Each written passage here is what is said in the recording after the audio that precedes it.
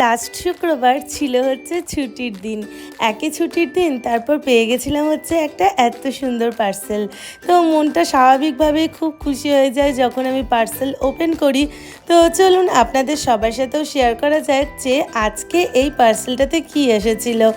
আমি তো অনেক বেশি এক্সাইটেড ছিলাম পার্সেলটা ওপেন করার জন্য। মান্তুর বয়স এখন 5 মাস পড়েছে, মানে ও একটু একটু করে সাপোর্ট দিয়ে বসতে পারছে।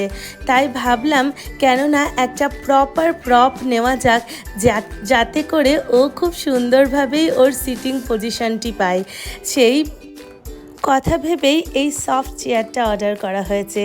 ডকের একটা খুব সুন্দর সফট চেয়ার, কী যে দারুণ লাগছিল, আমার তো খুবই দেখতে কিউট লাগছিল। আর এই দেখুন, এর ভিতর যখন ওকে বসিয়েছি ও যে কত খুশি হয়েছে, খুশির চোটে বারবার উল্টে ফেলে।